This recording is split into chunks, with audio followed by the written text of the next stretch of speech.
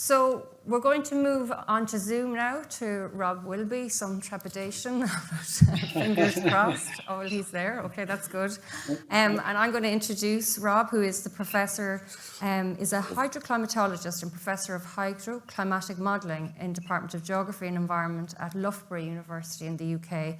And his research focuses on the forecasting and management of climate risks to freshwater systems and urban environments. And Rob is going to talk to us about the vital ingredients for achieving climate resilience and some of the most important elements of climate adaptation planning. So over to you, Rob.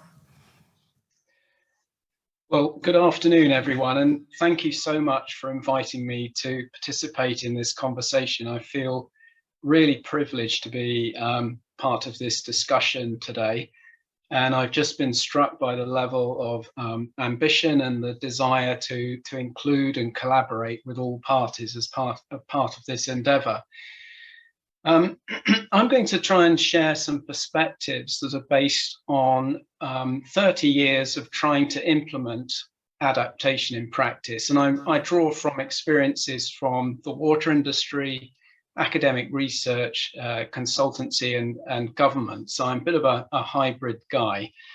And what we're trying to do here is to think about the nuts and bolts of how we operationalize climate adaptation. So often we might think of it as this quite abstract academic concept, but in reality, all around the world, there is huge progress being made in actually implementing clear adaptation actions on the ground. And I'd just like to share with you some thoughts in terms of what the vital ingredients might be to allow that to happen and to allow that to happen at pace.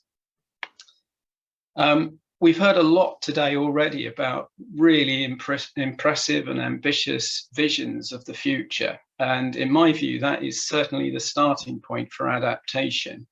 Unless we know where we're going, what we're aiming for in terms of water security, energy security, rural development, making space and homes for a million more people and so forth, that really has to be at the top of the page. And then we need to think about how the following actions, policies, investments, and so forth might be more or less sensitive to climate change. So we need some sort of mechanism for screening those visions for their sensitivity to climate change.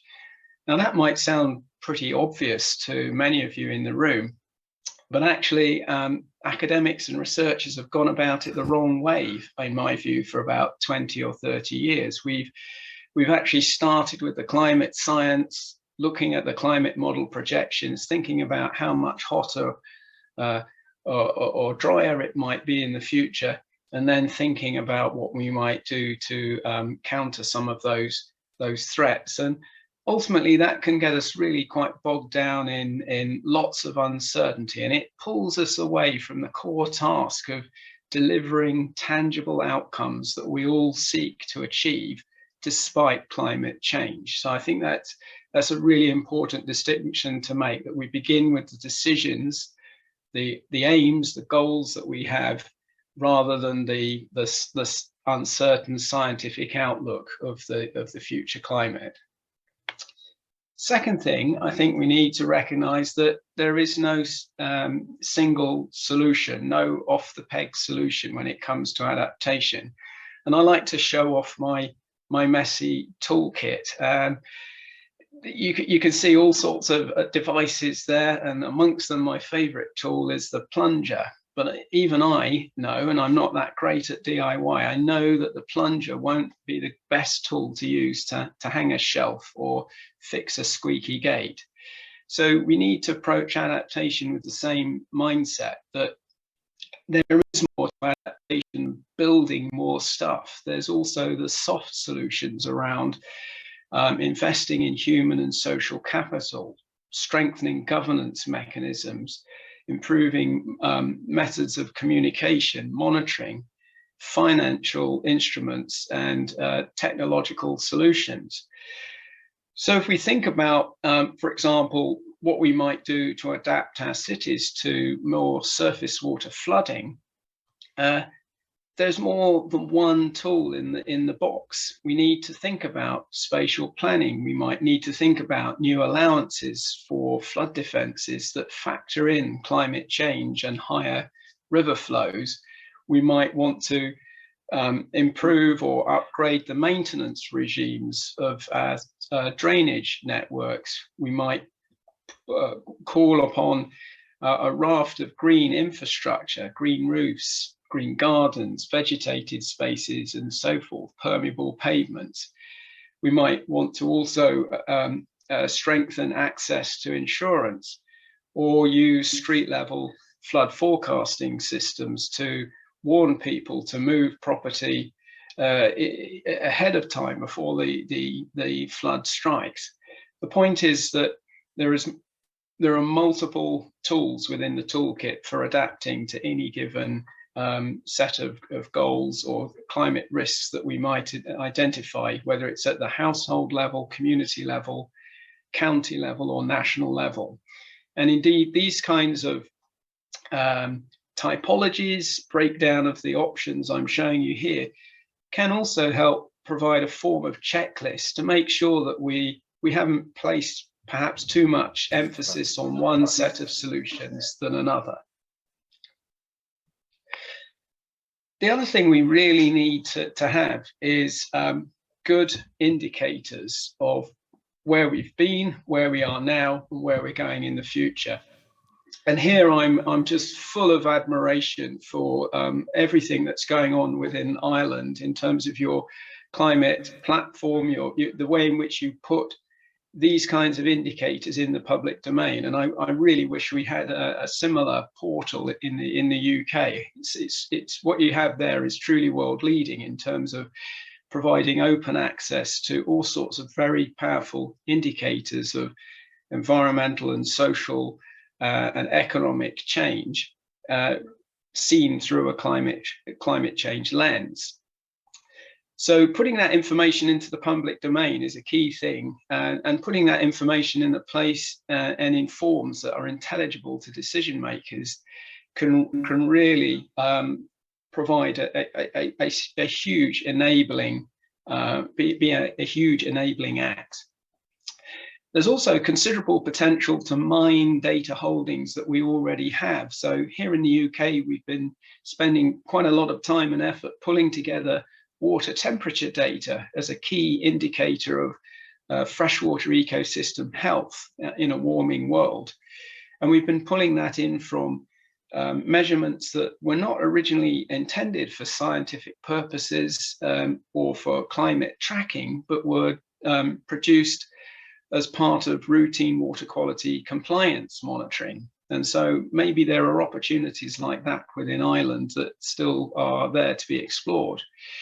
We also need indicators of how well we're adapting to climate change. And I'm giving you an example here from the UK, where we track the amount of investment in resilience-based measures and infrastructure within the water industry. For example, improving the connectivity between points of supply and demand to allow flexibility and to move water around between centres of supply and use. We also need indicators to track the economic consequences of climate change and of any interventions that we might take. And one of my personal favourites is the data that we're now gathering on the growth of the wine industry in the UK. And I understand that this is also something that some are looking at within Ireland, this huge potential to be producing high quality wines as the climate evolves. And so it's important also to convey those opportunities that lie ahead, as well as the risks and threats. And then finally, I think we need to recognize that the job of adaptation is never really fully done. And maybe this is a contentious statement to make, but by saying it, I'm saying that we need to look at adaptation as an open-ended exercise. We never will fix everything through the adaptation pathway, which must always complement the mitigation pathway. And we should always be looking for win-wins, where what we're trying to achieve by curtailing emissions complies with and helps us to adapt to climate change.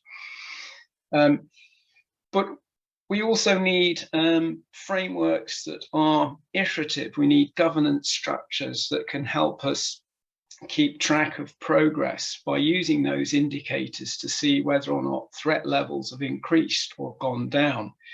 We also need to have those frameworks to check that social and economic expectations of how we handle climate change have remained the same, because these will be in flux too. And we also need to have frameworks where we can take all of those adaptation options, both hard and soft, and arrange them in economically, socially, and environmentally sensitive ways, such that they're sequenced, as I'm showing here, as a pathway that we can either accelerate or slow down as the pace of climate change becomes clearer. And here, for example, is the framework that's been used for some time in thinking about how to manage flood risks for London. And as a final thought, I just wonder whether anyone has attempted to apply these kinds of frameworks to examining the long-term water supply and demand options for the Dublin Greater Area. It could provide a really nice structure for bringing together all of those options, developing the indicators, bringing in the different communities and perspectives, and as previous speakers have already suggested, really taking this forward in a fully collaborative way. So I hope that that will make sense, and we'll see some discussions later on. Thank you very much.